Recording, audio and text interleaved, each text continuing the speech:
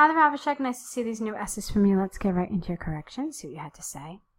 Some cities have vehicle-free days. Do the benefits of them outweigh the disadvantages? Let's see. There are some cities which forbid the movement of vehicles for a certain time, but allow bicycles and similar means of transportation for daily commute. This essay will analyze the issue, giving examples of Nepal in a recent study to demonstrate points and prove my arguments. Okay, hold on 1 second though, because it asks you, do the benefits of this outweigh the disadvantages? You really should just state the answer right there. There is no reason to keep the examiner waiting or guessing or, you need to answer the question, whatever that question is, in your introduction, okay? Alrighty, so, moving on. On the one hand, people suffer from an enormous amount of inconvenience on a vehicle-free day. This is largely because travel through public transport like bicycles requires a lot of time and effort to reach the destination.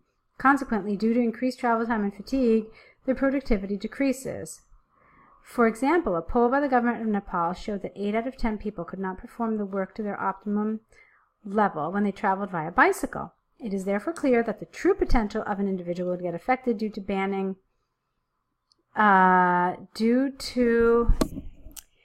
a ban of public vehicles. Essentially, whenever we have a noun, we prefer that over the ing. So, would get affected due to a ban of private vehicles, or a ban on private vehicles would sound even better. On the other hand, there are benefits to such steps. The level of pollution reduces considerably when campaigns like vehicle-free days, are organized. This is due to the fact that private transport, such as bicycles, is manually operated, and they do not emit harmful smoke from them.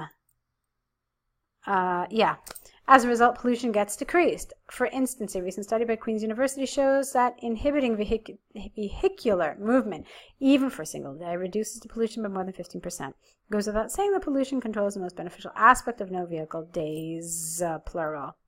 To conclude, having weighed both pros and cons without the at, I believe that the advantages of vehicle-free days with an S far outweigh the disadvantages. In future, we will definitely see governments organizing such events. All right, it's fine. There were some little grammar things happening, but on the whole, it was well written. Just please don't forget that you really need to answer the question in your introduction. Let's move on to your cover letter here. Okay, so, dear sir or madam, I'm writing with reference to the advert for a senior civil engineer published in the Himalayan Times on March 15, 2018. I am an enthusiastic civil engineer, graduated from Kathmandu University, one of the most reputable universities in Nepal. After the completion of my degree, I was involved. Okay, so when you use an expression like after, it's clearly in the past, you want to say I was involved in a number of projects ranging from hydropower to multi-storied buildings. I started my career. Okay, again, you're telling a story, so it's really past tense here, past simple. I started my career as a junior draftsman where I was assigned with drafting various infrastructure projects, Furthermore, now here it's okay, I have designed and constructed around 30 skyscrapers in Kathmandu along with numerous freelancing problems. So here it makes sense to say have because you're not telling us when, but it is something that is somehow related to the present because, you may still design and construct these things. I am passionate and diligent at my work. I have the capability of working under pressure with extensive working hours. Moreover, I have always completed all of my projects within stipulated time, which is considered considered the most important quality for a construction engineer. Due to these reasons, I consider myself as an ideal candidate for the required post at your esteemed company. I await your favorable response. Yours faithfully. Okay. Energy and enthusiasm.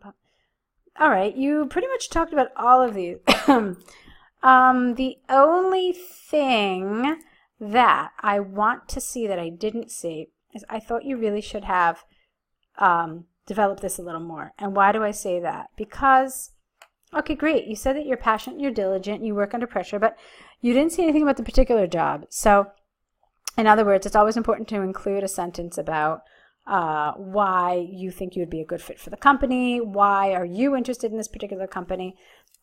Just add an extra piece of development for this particular topic, okay?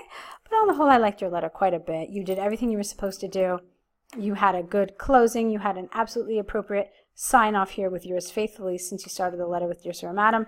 So all of it was great. You did this, which was, excuse me, appropriate. You had a good opening where you state the reason for your letter. So well done. Okay, so now you just need to make the corrections to your essays, send them back corrected, write new ones. We'll be here, we'll be waiting. Okay, so lots of luck with your next essays, and we'll be waiting for those.